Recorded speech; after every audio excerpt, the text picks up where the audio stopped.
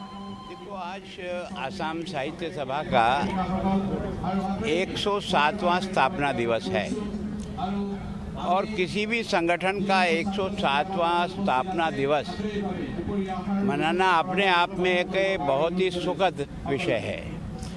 फिर एक और सौभाग्य है कि पहला इसका असम साहित्य सभा का अधिवेशन भी यहीं शिव सागर में हुआ और आज 107वां अधिवेशन भी यहीं हो रहा है और मुझे भी उसमें सम्मिलित होने का मौका मिला।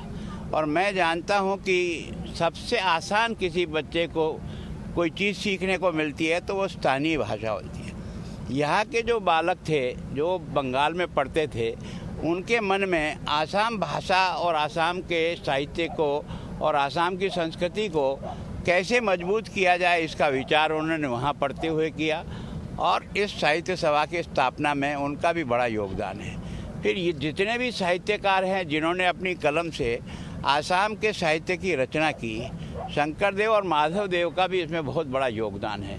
उन्होंने सारे देश में घूम करके जो अनुभव किया उसके आधार पर यहाँ के लोगों को सनातन संस्कृति से, वैष्णव धर्म से जोड़ने का प्रयत्न किया और वो जो साहित्य की रचना हुई, सारे देश में जो है गीता पढ़ने का जो है, और यहाँ का बच्चा गीता को पढ़े, असमिया में ट्रांसफ़र कौन करे, हमारे वेदों को असमिया में ट्रांसफ़र कौन करे, सारे देश के जो प्राचीन ज़माने से लेकर जो साहित्य और जो जानकारी थी उसको यहाँ तक कैसे मिले, तो वो इन साहित्यकारों ने दिलाई।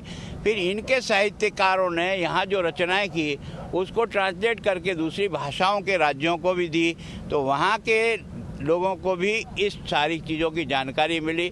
तो इस साहित्य जो है ना, एक भारत था, एक भारत है, एक भारत रहेगा, इसको जोड़ने में सबसे अहम भूमिका असमिया साहित्य रचना करने वाले विद्वानों की भी रही है। उनको बहुत बहुत नमन करता हूँ। देखो, शिव सागर की अपनी एक महानता रही है।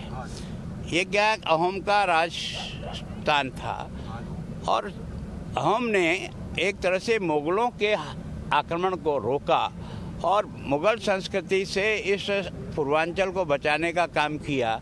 तो उन लोगों ने किया जिन्होंने अपना सब कुछ दे करके भी अपनी संस्कृति, अपनी भाषा, अपने पूर्वजों के सारे जो पुरखों का था उसको बचाने का काम किया।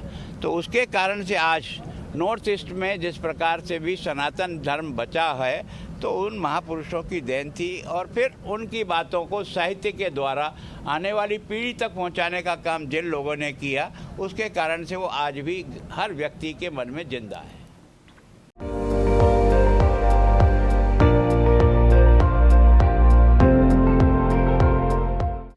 আপুনি চাই আছে ND24 সৰ্বশ্ৰেষ্ঠ নহয় সৰ্বোত্তমৰ দৌৰত।